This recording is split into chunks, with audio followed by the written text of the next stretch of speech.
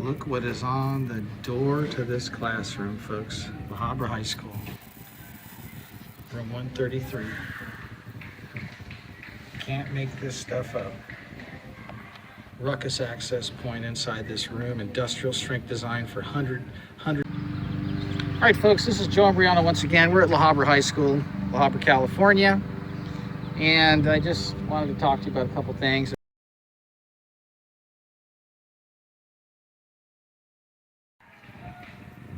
Look what is on the door to this classroom, folks. Habra High School, room 133. Can't make this stuff up. Ruckus access point inside this room, industrial strength design for 100.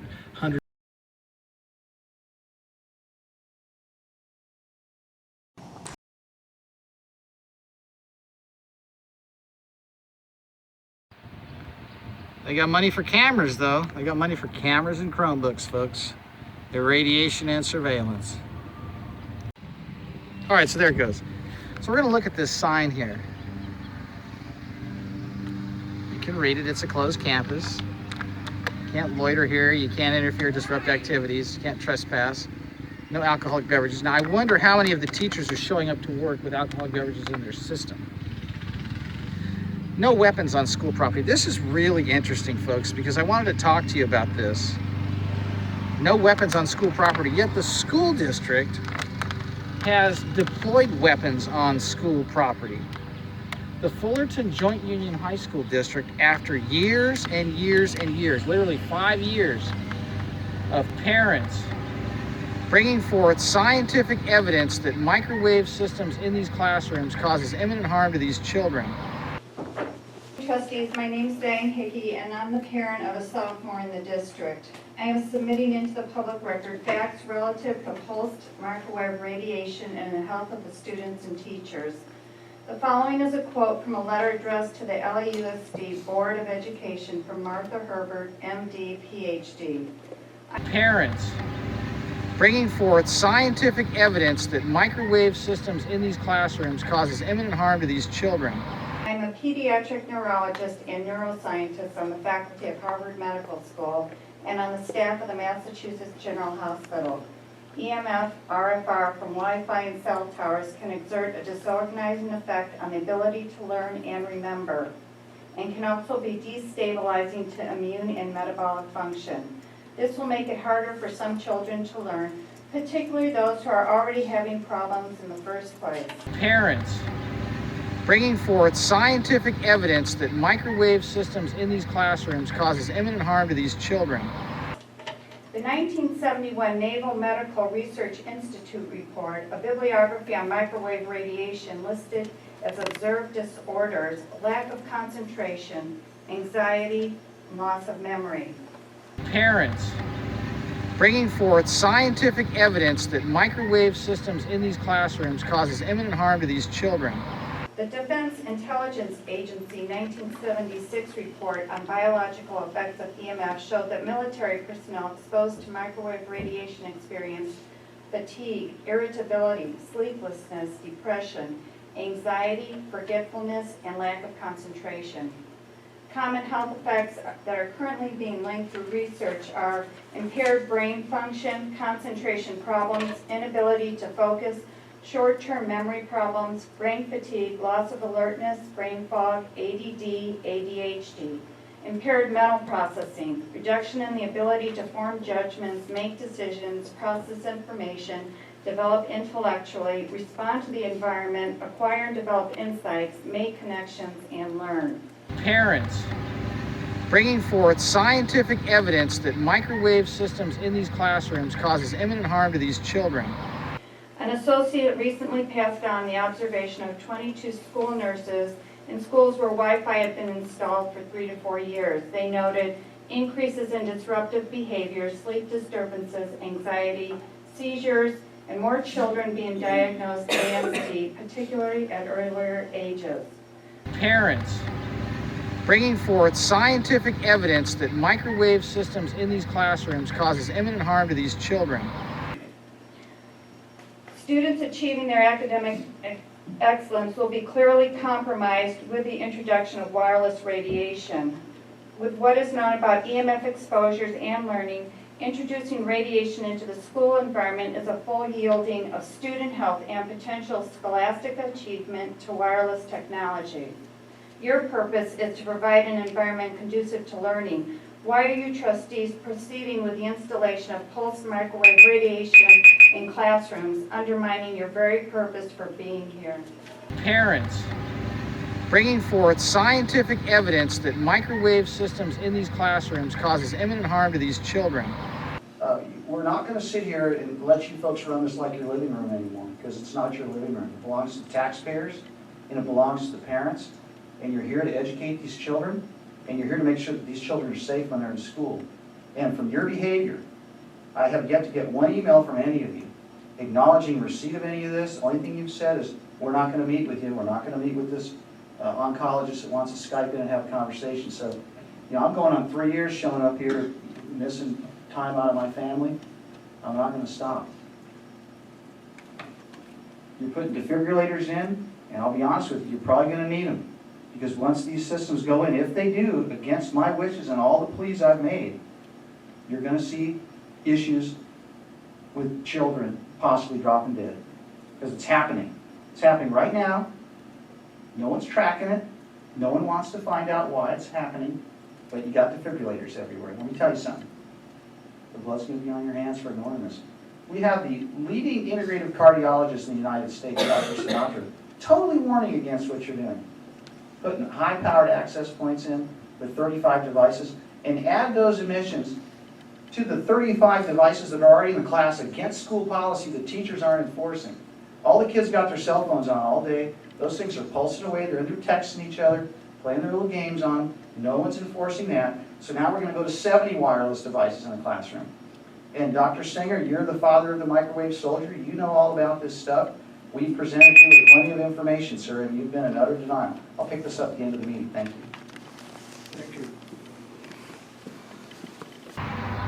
Has been ignored by the school board and the principals and all of the people that work at these schools, because this information has gone out far and wide throughout the district.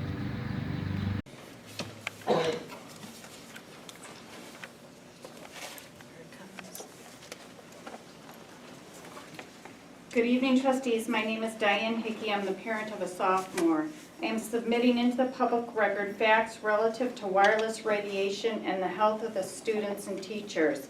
My previous comments addressed how microwave radiation adversely affects learning. In addition to the governmental reports already cited is the 1981 NASA report entitled Electromagnetic Field Interactions with the Human Body, Observed Effects and Theories.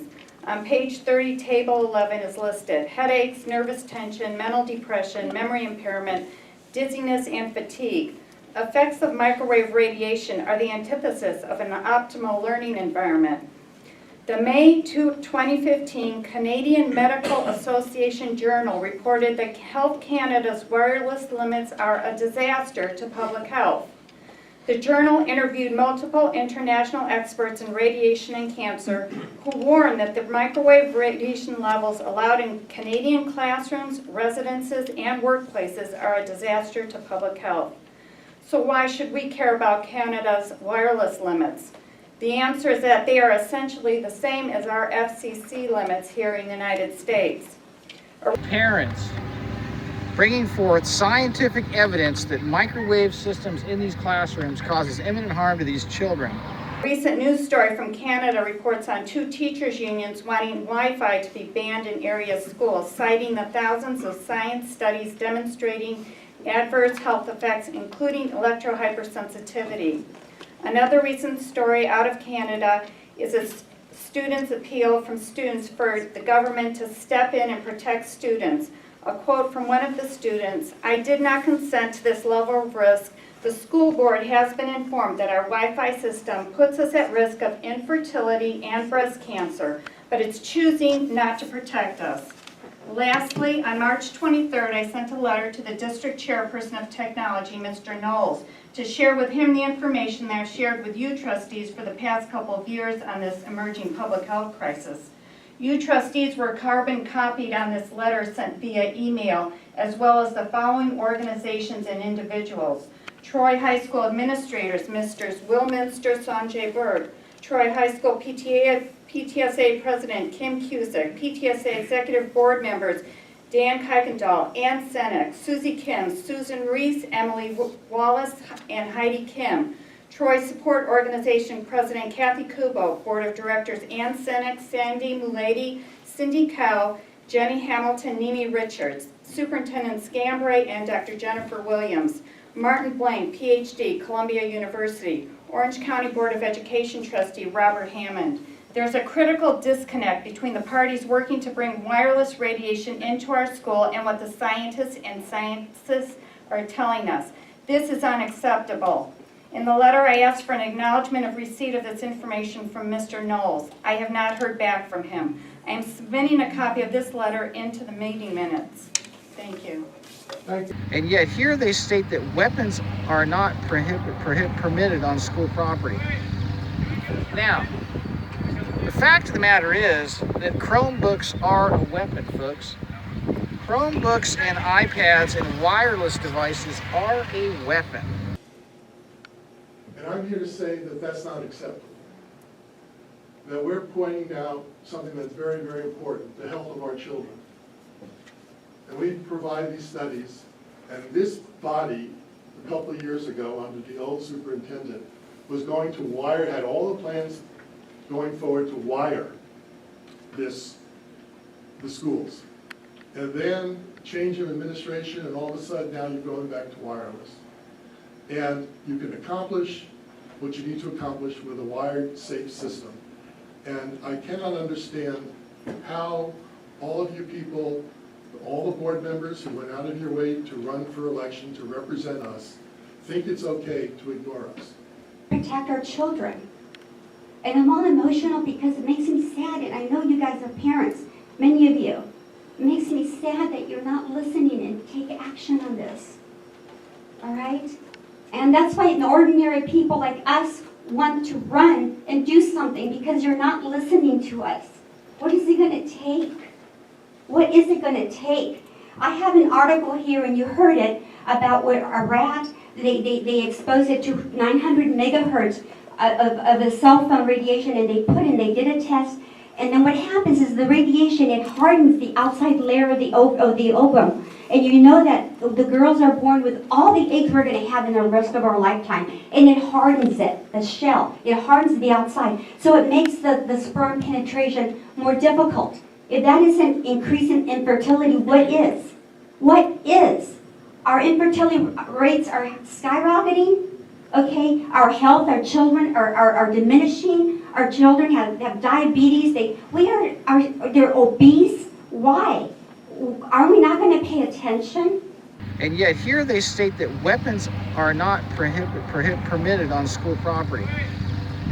Now, the fact of the matter is that Chromebooks are a weapon, folks.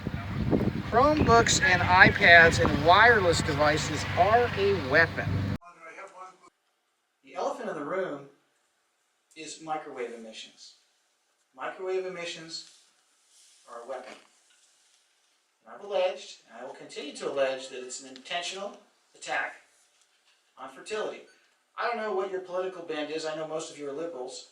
But I do know that when I listen to talk radio, and even today on Mark Levin, they were talking about population reduction. And there were people actually saying how wonderful it is and how they're going to incentivize the financial and the tax code to penalize people that have children and to reward people that don't. Because they tell us that we're overpopulated, there's not enough resources. And when I go into an airplane terminal at an airport and I get ready to look out the window once we get up about 20,000 to 30,000 feet and I look outside, I do see the fact that 95% of the United States is rural open space. And that is verified by the Census Bureau. So there's not an issue with overpopulation, there's an issue with control. I'm here to tell you once again, I'll repeat this over and over again. The school districts are the enforcement arm of the eugenics agendas. These Chromebooks are weapons. You may look at them as toys, you may look at them as tools, you may look at them as something that will be beneficial to the children, but I can tell you right now there are no Ethernet ports on these by design. And microwave emissions do not belong in the classroom. With these technology infrastructure upgrades, you should be hardwiring all the way to the desks. It isn't that much more money. And I urge you to do that and do not pass this piggyback agreement and get away from these Chromebooks and go to hardwired devices. Thank you. 1 in 12 male rats develop malignant brain tumors or malignant heart tumors or precancerous lesions. And the purpose of these being deployed in the classrooms is to harm the children. Microwave emissions are a weapon. Microwave devices in the hands of children trapped in a classroom with no windows, with no fresh air, under fluorescent lighting, is a weaponized system. All of you education doctors are probably going to need a doctor if you continue to play with these wireless gadgets like they're toys, because they're not.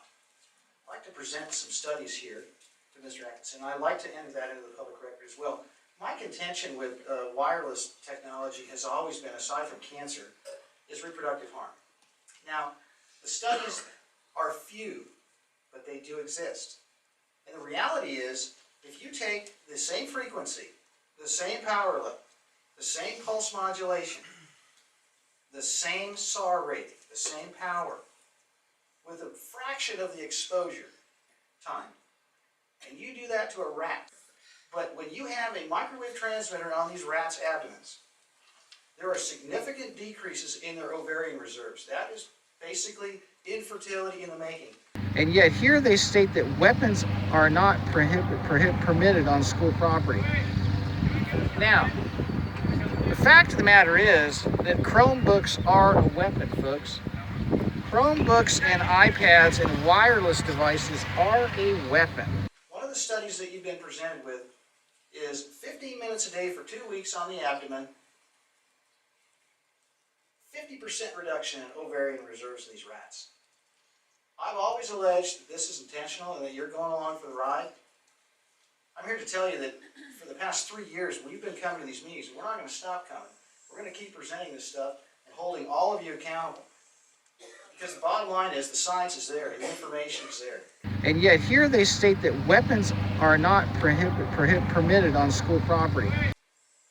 The VTA has ignored formal written demands. Beverly Berryman's kicked this thing around for months, waiting for a response from legal. This isn't a joke. I'm here to tell you, folks, that our children are in harm's way. And this is a very serious problem. This school district had an opportunity 2.5 years ago when I told Dr. Williams that she had a world-class opportunity to do the right thing and hardwire these classrooms and go with Ethernet connectivity to these devices. What I'd like to see all of you do, as it is incumbent upon you as educators, principals, board members, and administrative staff of the school district, is it's well within your purview to also, in addition to everything I've alleged and presented, start informing children not to keep these cell phones in their bras, because women are getting breast cancer from keeping them in their bras. Have these children not sleep with these things as alarm clocks under their pillows. People are getting brain tumors from cell phones. I don't care if you don't want to believe it, it's happening. The Italian Supreme Court ruled that they cause brain tumors. The stuff is not a toy. We should not be keeping laptops in direct proximity to our reproductive organs, especially in young children.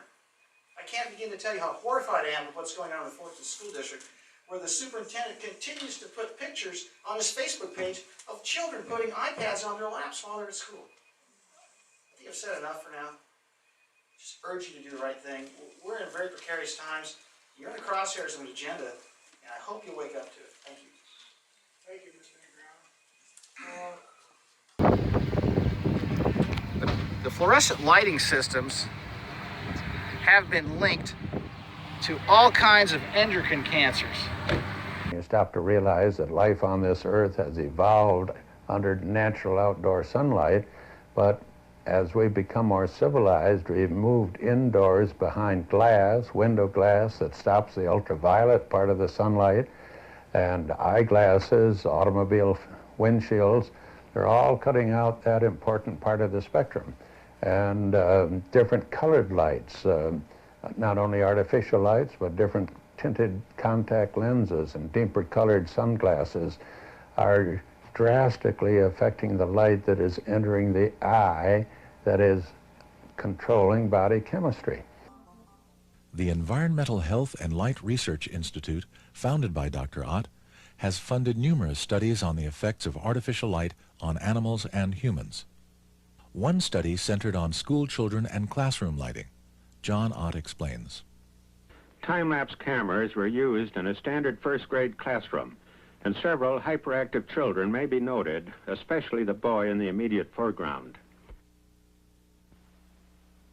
90 days after, the regular cool white fluorescent tubes were replaced with the new type full-spectrum fluorescent tubes with radiation shields, there was a marked improvement noted, and the extremely hyperactive boy has voluntarily moved up to the front row. He raises his hand for recognition and is now up at the blackboard taking part in classroom activities. Prior to the time that this new lighting was installed, this particular boy had an extreme learning disability problem, but quickly learned to read within 90 days after the new lights were installed. I'm not just going to talk about wireless, because I'll tell you folks, there's a lot more going on than just these emissions, okay? We've got issues with lighting, we've got issues with air conditioning, and we've got issues with water quality. These kids are drinking out of pipes with lead flux oozing out of them.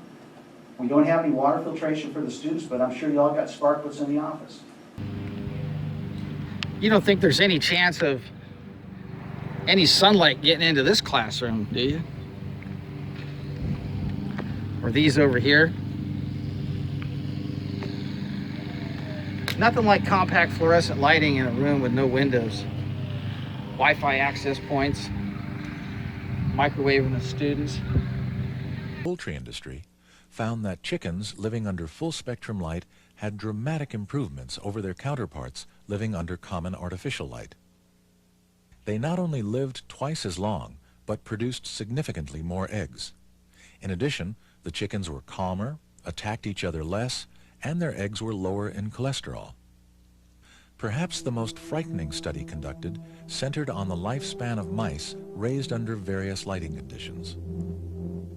This spectrum chart illustrates the range of light wavelengths from ultraviolet through the visible spectrum to infrared.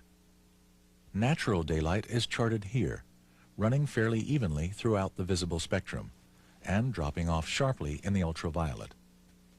Mice raised under the pink fluorescent tubes covering this narrow wavelength of light only lived an average of 7.5 months. Mice living under daylight white fluorescence lived an average of 8.2 months. Under full spectrum plastic, which blocks very little natural daylight, the mice lived an average of 15.6 months. And finally, mice living under natural outdoor daylight lived an average of 16.1 months, almost twice as long as their counterparts under the limited spectrum fluorescence. All kinds of problems, and yet the children are forced to be under fluorescent lighting in the absence of daylight, intentionally designed by these school district officials. Daylight's not allowed in these classrooms.